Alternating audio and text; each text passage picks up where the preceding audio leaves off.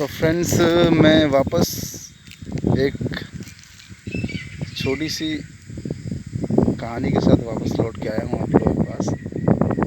और मैं आज एक छोटी सी कहानी शेयर करूँगा।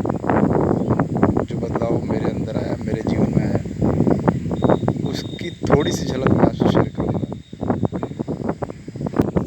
दोस्तों, मैं आज आया हूँ एक बगीचे में। हम लोग बचपन में अक्सर यहाँ आया करते थे। यहाँ पे आम वगैरह खाते थे हम लोग। आखिरी गर्मियों के मौसम में सबसे ज़्यादा टाइम पास यहीं होता था हमारा। काफ़ी पहले ये घना था, लेकिन अभी थोड़ा हल्का हो गया है। काफ़ी पेड़ काट दिए गए हैं, आप देख सकते हैं। लेकिन यहाँ काफ़ी शांति रहती है, काफ़ी क्वाइट प्लेस है और हवा भी चलती रहती है। जब खूब गर्मी होती है तब हम यहाँ आते थे और काफ़ी लोग रहते थे, बातें होती थी, मस्ती होती थी, अच्छा लगता था। कुल मिला के यहाँ बहुत अच्छा लगता था। हम दोपहर में भी यहाँ पहुँच जाते थे। गर्मी का एहसास बिल्कुल नहीं होता था जैसा आज भी यहाँ है। गर्मी का एहसास तो आज भी यहाँ नहीं हो रहा है। मैं आज अकेले हूँ। आप लोगों के साथ एक छोटा सा वीडियो शेयर करने के माध्यम से मैं यहाँ पे वापस आया हूँ। मैंने कहा कि इससे बेहतर जगह नहीं हो सकती। तो मैं आज आपसे ये शेयर करने जा रहा हूँ कि ये शुरुआत जो हुई, ये शुरुआत मेरे अंदर कहाँ से पैदा हुई। दोस्तों, जब मैं पिछली कंपनी में काम करता था तो वहाँ काम करते करते मुझे 10 साल हो गए थे। बट शुरुआत के 5 से 7 साल मुझे कोई एहसास नहीं हुआ। हम मेहनत से काम करते गए और पूरी जोर के साथ काम करते गए। और मेरे अंदर एक आदत थी कि मैं हमेशा काम पे ध्यान देता था। जितना लोड मेरे ऊपर आता था मैं सारे लोड सहता रहता था, सारे लोड के साथ काम करता रहता था। थोड़ी मुझे अलग तरह की जो पॉलिटिक्स होती है कंपनी में, उस तरह की मुझे कोई लत नहीं थी या वैसी कोई आदत मुझे नहीं थी। मैं अपना काम ही करता था। जो भी काम मुझे दिया जाता था मैं बखूबी उसको निभाता था, करने की पूरी कोशिश करता दिन भर और चला जाता। लेकिन समय बीतता गया। ये बदलाव मेरे अंदर 7-8 साल बाद आया, वहाँ काम करने के बाद। कोविड के समय की बात है। कोविड से पहले ये बदलाव चालू हो गया मेरे अंदर। बीच में ये बदलाव चालू होने का एक मुख्य कारण ये रहा। बीच में मुख्य कारण कहूँ तो यहाँ पैसे को लेके, जैसे धन कहते हैं हम, धन को लेके कुछ मेरे मन में जो ख्याल आने लगे धन को लेके और अपने समय को लेके, ये दोनों मिलके मेरे अंदर एक अलग सा बदलाव लाए। उस समय धन की कुछ पैसे की ज़रूरत मुझे पड़ी। तो मेरे पास 7 साल काम करते हो गए थे, लेकिन फैमिली की ज़िम्मेदारी भी थी। ज़िम्मेदारी घर से लेके यहाँ तक उतनी सफिशिएंट सैलरी नहीं थी कि जिससे मैं कम्प्लीटली अपनी सारी चीज़ें पूरी कर सकूं और एक्स्ट्रा कुछ अदर भी कुछ ऐसा कर सकूं जिससे कि मुझे फ्यूचर में उससे प्रॉफिट हो या मैं फ्यूचर में अपना सिक्योर कर सकूं, सेव कर सकूं। जैसा कि सब लोग चाहते हैं, सब लोग ऐसा चाहते हैं कि सबका सिक्योर फ्यूचर हो, कुछ सिक्योर मनी हो, ताकि हम स्टैंड कर पाएँ कभी कोई दिक्कत आए तो ऐसी ही प्रॉब्लम मेरे साथ फेस हुई। मैंने ऐसी प्रॉब्लम फेस की अपने जीवन में। उस समय सन 2018 की बात है। तो उस समय मुझे कुछ पैसे की ज़रूरत पड़ी, कुछ क्या ज़्यादा ही पैसे की ज़रूरत पड़ी। तो मैं उस वक्त मैंने कर्ज़ा लिया और कर्ज़ा लेकर मैंने उस काम को पूरा किया। लेकिन अपनी जो सैलरी उस वक्त थी दोस्तों, जैसा कि मैंने बताया कि इतनी सफिशिएंट नहीं थी ताकि चीज़ों को मेंटेन कर पाता मैं। अपने घर और परिवार को मेंटेन करने में ही सारी चीज़ें, सारे पैसे ख़त्म हो जाते थे। तो मेरी जो क्यूरियोसिटी थी वो पैसे को लेके बढ़ती गई और मैंने काम करने के साथ साथ मेरे मन में विचार आने लगे कि यार ये कब तक चलेगा। इस तरह से मैं यहाँ काम कर रहा हूँ, इतने समय मैंने यहाँ दे दिया और सैलरी अभी की वहीं की वहीं अटकी हुई है। कहाँ कमी आ रही है, कहाँ क्या हो रहा है। मैंने अपने सीनियर्स के सामने भी ये बात रखी और उन्हें महसूस भी कराया और मैंने उनके सामने बात भी रखी, लेकिन उन्होंने कुछ संतुष्ट भरा जवाब नहीं दिया और काम ऐसे ही चलता रहा। तो धीरे धीरे अंदर एक सवाल सा पैदा होने लगा कि यार हम काम कर रहे हैं, दिन रात मेहनत कर रहे हैं और इसका रिज़ल्ट नहीं मिल रहा है, हमें इसका मुआवजा सही नहीं मिल रहा है। और लोड मेरे ऊपर जो लोड था वो बढ़ता ही चला गया, कर्ज था तो ब्याज भी बढ़ रहा था। तो ये चीज़ मेरे अंदर एक धीरे धीरे एक एंजाइटी का रूप लेने लगी और मैं थोड़ा सा एंजाइटी से भर गया था उस समय। थोड़ा सा कह सकते हैं थोड़ा डिप्रेशन में भी चल रहा था उस समय में, कर्जे को लेकर। उस समय से मुझे कोरोना काल में मेरा जो सोचने का ढंग था वो बदल गया। मैंने देखा कि लोग काम करवाते हैं इंडस्ट्री में, लेकिन उस तरह का मुआवजा समय के साथ भी नहीं दे पाते हैं। हालांकि सभी कंपनी में पता नहीं ऐसा होता है कि नहीं होता है, लेकिन उस कंपनी में ऐसा ही चल रहा था। हम काम करे जा रहे थे लेकिन उसका सही मुआवजा हमें नहीं मिल रहा था, सही इंक्रीमेंट जिसे बोलते हैं वो नहीं मिल रहा था। और धीरे धीरे जो है चीज़ें बदलती गई मेरे अंदर और मैं थोड़ा विद्रोही होता चला गया।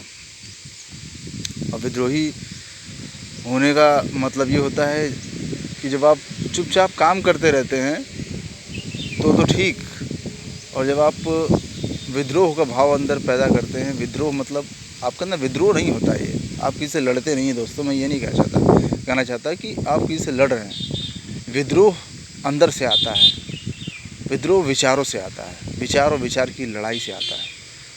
जब ये भाव मेरे अंदर उतरने लगा तो लोगों का रिएक्शन मेरे खिलाफ चेंज होने लगा। मैंने डायरेक्टली कुछ नहीं कहा, मैं आप लोगों से दोबारा कह रहा हूँ, डायरेक्टली मैंने कभी कुछ नहीं कहा, लेकिन जो विचार होता है ना, द्वंद्व जो चलता रहता है, वो विचारों का ही चलता है मेरे दोस्त। ये मैं अपना लाइव एक्सपीरियंस शेयर कर रहा हूँ। विचारों का ही द्वंद्व चलता है। मेरा बॉस जो भी वहाँ थे उस समय, वो इस चीज़ को महसूस करने लगे कि मेरे अंदर विद्रोह पैदा हो रहा है, क्योंकि वो भी इसी चीज़ से गुजर चुके हैं और वो बखूबी बहुत अच्छी तरह जानते हैं कि विद्रोह किस तरह का होता है और क्या रूप लेता है। तो उस चीज़ को वो भी महसूस कर चुके थे कि मेरे अंदर क्या चल रहा है। धीरे धीरे ये रूप बढ़ता चला गया, मैं भी अपने आप को रोक नहीं पाया और चीज़ों को जो मुझे अच्छा लगा, जहाँ मुझे गलत लगता था, मैं डायरेक्टली बोल देता था, वार करता था डायरेक्टली। और इस तरह करते करते थोड़ा सा मैं इस सीमा रेखा के अंदर आ गया कि मेरी विचारधारा बदल गई।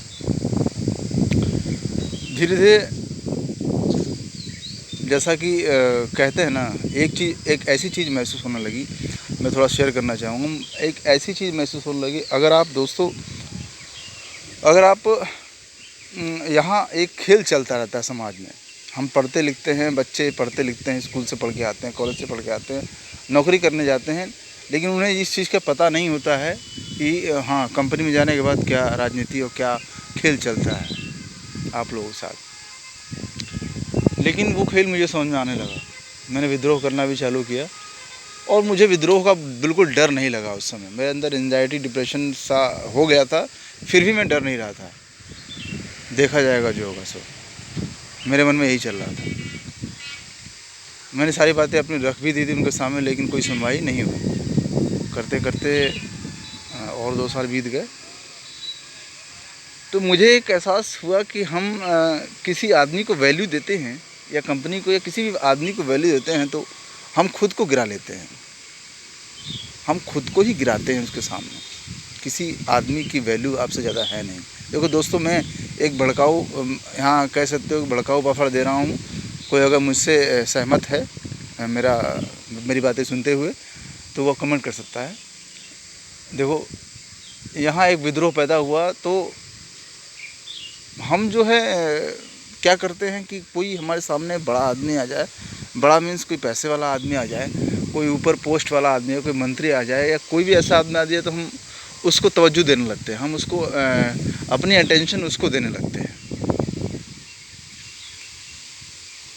हालांकि उस अटेंशन के लायक वो आदमी है कि नहीं, इसका हम नहीं सोचते हैं। जैसे सपोज़ आप किसी महफिल में बैठे हुए हैं, किसी मीटिंग में बैठे हुए हैं, कोई नेता या कोई सीईओ या कोई आके घुसे एंटर हो जाता है, तो आप सोचते हैं अरे मैं, ऐसा आपके मन में आता है कि यार ये तो बड़े आदमी, ये थोड़ा मुझसे बात कर लें, इनसे थोड़ी बात हो जाए मेरी, इनका थोड़ा पास जाके मैं फ़ोटो खिंचवा लूँ या सेल्फी ले लूँ, ऐसा आप सोचने लगते हैं। वहाँ आप अपने आप को गिरा देते हैं दोस्तों। मैं फिर रिपीट कर रहा हूँ, वहाँ अपने आप को गिरा देते हैं आप। ऐसा युद्ध मेरे अंदर चल रहा था। मैंने मीटिंग्स काफ़ी अटेंड की, लेकिन इस चीज़ को जब पहले था मैं, अब इस चीज़ को मैं अवॉइड करने लगा। मैं खुद को अटेंशन देने लगा, दूसरों को ना देके।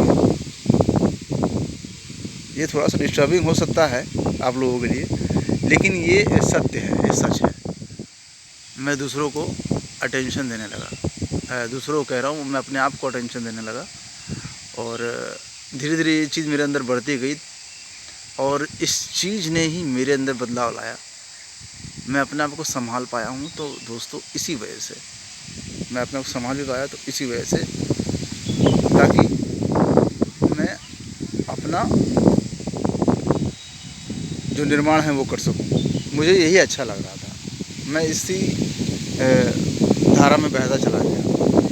और एक दो चीज़ें यहाँ घटती हैं। देखिए, अगर ऐसा आप कहीं भी हैं, अगर आपको अपनी इज्जत करनी है, अपनी वैल्यू समझनी है और अपना इंटेंशन अपने ऊपर डालना है, तो कुछ मुश्किलें भी आती हैं इसके बीच में, जो आपको झेलनी पड़ेगी जीवन में। या तो कंफर्टेबल रहिए, जो कुछ भी कोई कह रहा है तो सुनते रहिए, चुपचाप करते रहिए, कोई टेंशन नहीं, मस्त सैलरी उठाइए, मस्त खाना खाइए, घूमिए।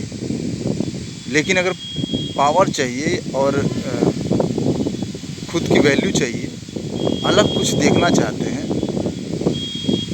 तो ये रास्ता जो है, जो मैंने चुना, आज मैं बहुत कुछ नहीं हूँ, मैं बहुत सक्सेसफुल नहीं हूँ, लेकिन मेरे अंदर एक पीसफुल, एक संतुष्टि, एक सेटिस्फेक्शन घूमता रहता है। मैं इसी राह पे चलना पसंद करता हूँ। मुझे मेरे बहुत ज़्यादा कनेक्शंस नहीं है, लेकिन मैं किसी से भी मिलता हूँ तो उसको यही समझाता हूँ, और कभी भी किसी से मतलब विरोध का भाव नहीं रखता। अपनी लिमिट सेट कर रखी है मैंने।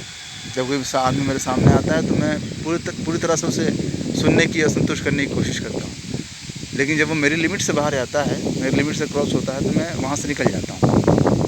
मैं वहाँ से निकलना ही पसंद करता हूँ, समझाना भी नहीं चाहता उसको। तो ऐसा ही कुछ मैं हो गया हूँ। तो उस समय मीटिंग में एक बार मैं थोड़ा सा वाक़या, एक छोटा सा एक झलक शेयर करना चाहूँगा। उस समय जब ऐसा होने लगा तो मुझे बड़ा ही ख़राब लगता था कि यार इतनी बड़ी कंपनी है और मैं इतना काम आदमी कर रहा है, 10 साल हो गए, और हम आज फ्रेशर की सैलरी पर अटके हुए हैं। एज ए फ्रेशर क्या मतलब है, क्या कर रहे हैं हमारे बॉस लोग, क्या कर रही है कंपनी, क्या कर रहा है एचआर, क्या कर रहा है सीईओ, क्या देखता है, जबकि काम हम ही कर रहे हैं।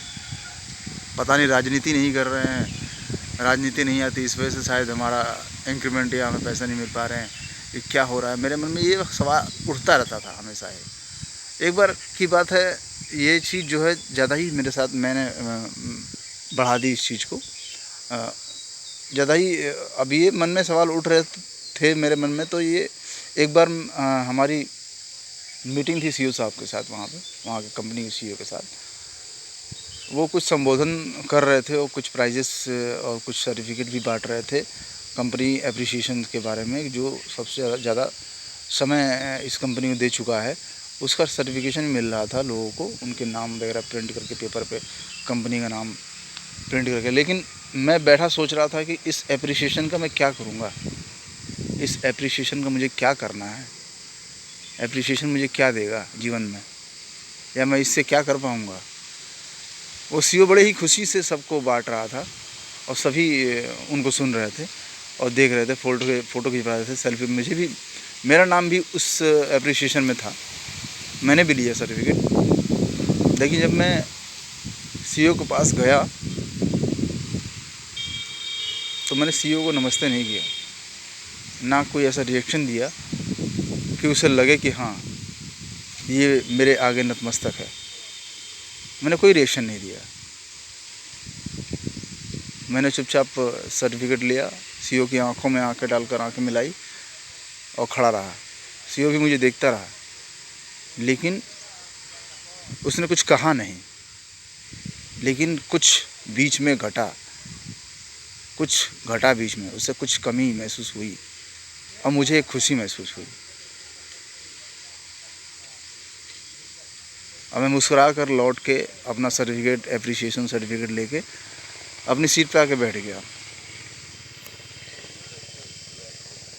अपनी सीट पे आके बैठने के बाद दोस्तों मैं उनको ही घूर रहा था, उनकी आंखों में ही घूर रहा था मैं। क्या करते हैं ये लोग, कैसे चलाते हैं ये कंपनी। तो जब मैं वहाँ बैठा जाके, तो मैं सीईओ की आंखों में आंखें मिलाकर देख रहा था चुपचाप, कैसे ये इंडस्ट्रीज़ में काम होता है और कैसे लोग काम करवाते हैं, क्या मैनिपुलेशन चलता है। मैं यही सोच रहा था, मेरे मन में यही सवाल आ रहे थे। उनके भाषण का, उनके कहने का, उनके बोलने का, उनके संबोधन का मेरे पर कोई असर नहीं हो रहा था। मेरे मन में कुछ और ही चल रहा था। वो सीईओ भी, मैं आपको बता दूँ आगे, जो उस समय हुआ जब मैं उनसे प्राइज़ लेके, अपना सर्टिफिकेट लेके अपनी सीट पे आके बैठा, तो उनके मेरे बीच एक द्वंद्व चल रहा था। वो मुझे बार बार नोटिस कर रहे थे बैठ के, उनकी निगाहें मेरी तरफ घूम रही थी। मैंने उनको कुछ महसूस कराया था जब मैं उनके पास गया था। अब मुझे इसका कोई गम नहीं है, क्योंकि वो आदमी सीईओ था तो कंपनी के अंदर ही वो सीईओ था, बाहर उसकी कोई वैल्यू नहीं थी, ना मेरी ज़िंदगी में कोई वैल्यू थी। जो मुझे चाहिए वो नहीं मिल रहा है, तो मुझे इस एप्रिसिएशन का क्या करना है। मैं बोलना चाह रहा था ये चीज़ खुल के, लेकिन नहीं बोल पाया, क्योंकि हम चुपचाप किसी भी आदमी को वैल्यू देते रहते हैं, किसी भी आदमी को अपना आइडल मान लेते हैं, सिर्फ नौकरी भर के लिए, नौकरी करने के लिए।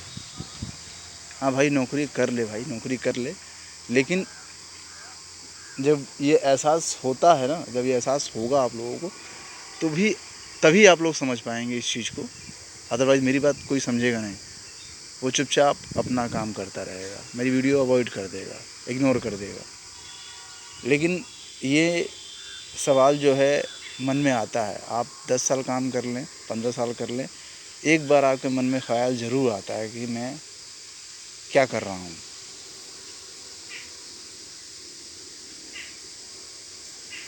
मैं जस्ट अभी एक वीडियो सुन रहा था, अभी जस्ट लेटेस्ट में आचार्य प्रशांत एक बात कह रहे थे जो मुझसे रिलेट कर गई।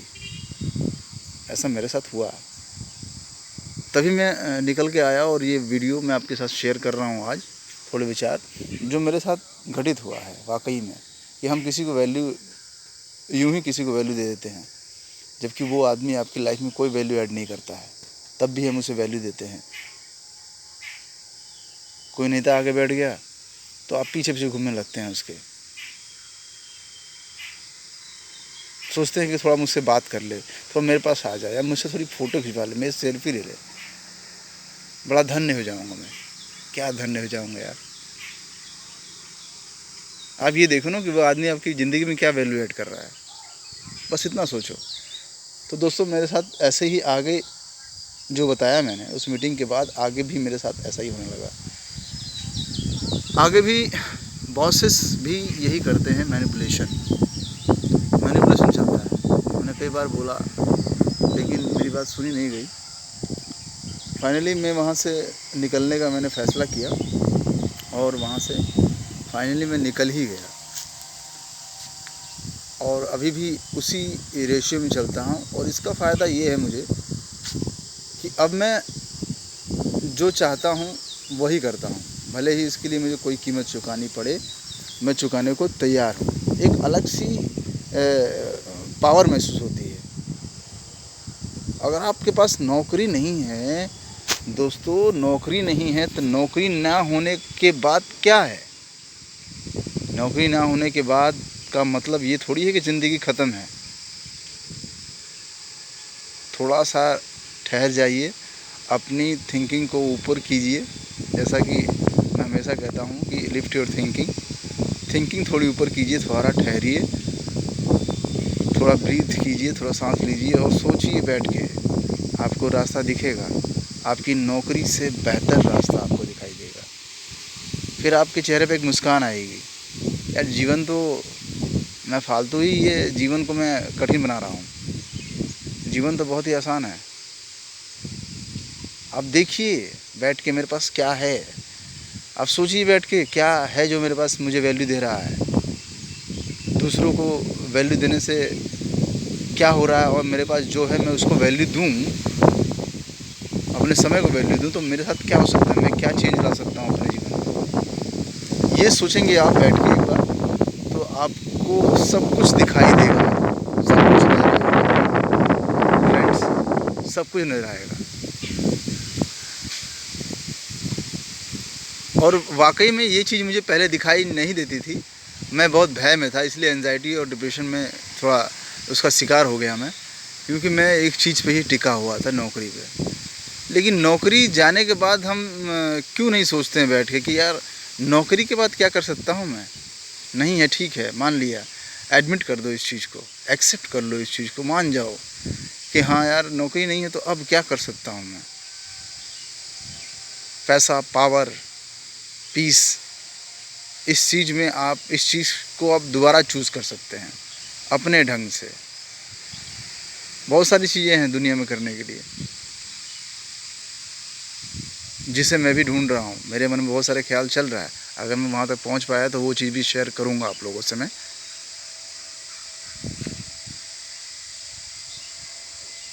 आज गांव में हूँ, तो कभी गांव आता था तो इतना खुल के नहीं रह पाता था मैं, हमेशा टेंशन लगी रहती थी, वापस ड्यूटी जाना है। कभी कभी फ़ोन भी आ जाता था, आता था कंपनी से, कब आ रहे हो, क्यों नहीं आए, इतने दिन क्या कर रहे हो। तो टेंशन यहाँ भी आने के बाद बनी रहती थी, और सही से मैं खुल के रह नहीं पाता था घर पे भी, गांव में भी। जैसा कि आज जब मैं अपने मन से अब चल रहा हूँ, भले ही लोग मुझे छोड़ दें, छोड़ते चले जाएं, और मुझे अच्छा लगता है। आज मैं खुल के जी पा रहा हूँ, खुल के जहाँ घूम पाता हूँ घूम रहा हूँ, अपने विचारों को शेयर कर रहा हूँ, तो सिर्फ यही कारण है कि मैं अब अपने हिसाब से जीने लगा हूँ। अपॉर्चुनिटी बहुत सारी हैं समाज में, आप खुल के रुक के देखिए एक बार। आप बोरिंग महसूस कीजिए, कहीं बैठ जाइए आराम से, कुछ मत कीजिए। नौकरी चली जाए तो बस जाके घर बैठ जाइए 10 दिन, 1 महीना बैठिए, कुछ मत कीजिए, सिर्फ देखिए अपने विचारों को जो आपके मन में आ रहा है। इसी से एक छोटी सी बात और याद आती है मेरे जीवन की। मैं जब कॉलेज में था तो हमारा कैंपस हो गया था, कैंपस हो रहा था, तो कैंपस सबका हो गया, कुछ लड़के रह गए थे कैंपस में, उसमें मैं भी था। तो सब अपने अपने घर चले गए, हमारा कैंपस नहीं पाया, हम बहुत दुखी थे। तो वहाँ एक टीचर थे जिनकी बात मुझे आज भी याद आती है। उन्होंने कहा कि अगर जीवन में कुछ प्राप्त नहीं हो रहा है, अगर तुम्हारा समय नहीं आया है, अगर तुम कहीं नहीं पहुँच पाए हो अभी तक, तो ठहरो, दुखी मत हो। उन्होंने मुझसे कहा, हम सब लोगों से कहा, दुखी मत हो। उन्होंने कहा यार तेरा भी वक्त आएगा, टेंशन ना ले, तेरा वक्त आएगा, तेरे लिए कुछ बड़ा है, तेरे लिए कुछ बड़ा सोच रखा है भगवान ने। अगर तू एक जगह से दूसरी जगह जाता हुआ नज़र आ रहा है, और एक जगह से दूसरी जगह तेरा स्थान बदल रहा है, तो टेंशन ना ले, कुछ बड़ा सोच रखा है तेरे बारे में, कुछ बड़ा होने वाला है, बड़ा बदलाव होने वाला है तेरे अंदर या तेरे जीवन में। तो टेंशन मत लिया अगर, बस चलता रहे तू। तो वो चीज़ मुझे आज क्लिक करती है मेरे दिमाग में कि शायद उन्होंने ये सही कहा। इतने साल नौकरी करने के बाद जो हो रहा है मेरे साथ, जब मुझे वो संतुष्टि दे रहा है, तो ये नौकरी जो मैंने इतने साल किया, वो क्या किया मैंने, वो क्या किया, उस समय का क्या किया मैंने। इतने साल नौकरी करने के बाद संतुष्ट मैं अब हूँ। जब मैं आज़ाद घूम रहा हूँ, आज नौकरी करता हूँ मैं, लेकिन नौकरी अगर मेरी चली जाए तो भी मुझे ऐसा नहीं लगता है कि गम होगा, या ऐसा नहीं लगता कि मैं किसी चीज़ से मुझे प्रॉब्लम होगी, क्योंकि मुझे कुछ दिखाई दे रहा है। मैं उस राह पे ही चलने के लिए आतुर हूँ। और आज़ादी जो है ना, बहुत आपको अंदर से बहुत खुश करती है। आप किसी चीज़ को पाना चाहते हैं तो फ्रीडम को प्राप्त कीजिए, फ्रीडम प्राप्त करने की कोशिश कीजिए, फ्रीडम की नौकरी प्राप्त करने की कोशिश कीजिए, खुश रहना है तो। मेरे बहुत से दोस्त हैं, कुछ दोस्त ऐसे मिले मुझे अपने, जो मेरे साथ वाले थे। मैंने उनको देखा, उनका हुलिया देखा। काफ़ी साल बाद मिले थे मुझसे, 15 साल बाद। तो मैंने देखा काफ़ी हुलिया उनका बदल चुका, काफ़ी चेंज हो चुका है। जिनके सर पे काफ़ी बाल हुआ करते थे कॉलेजेस में, उनका चेहरा बिल्कुल चार्मिंग था, आज उनके सारे बाल झड़ गए हैं 15 साल में ही। जिनके बाल मुझसे ज़्यादा थे उस समय, घने हैं, मुलायम, बिल्कुल सिल्की है, स्मार्ट बॉय। बट मैंने देखा उनको तो उनके सारे बाल झड़ चुके हैं, चेहरा भी डल हो गया है, चेहरे पे स्पॉट्स हो गए हैं, और चेहरे पे वो खुशी नहीं दिखाई दी जो पहले मैंने देखी कॉलेज के समय। ये भी मेरे अंदर बहुत बड़ा चेंज लाया कि सही है यार, मैं जो कर रहा हूँ वो सही कर रहा हूँ। लेकिन ये सबके बस की बात नहीं है, मैं दोबारा रिपीट कर रहा हूँ, सबके बस की बात नहीं है फ्रेंडशिप। ये सब ऐसा नहीं कर पाते, सब ऐसा नहीं कर पाएंगे शायद।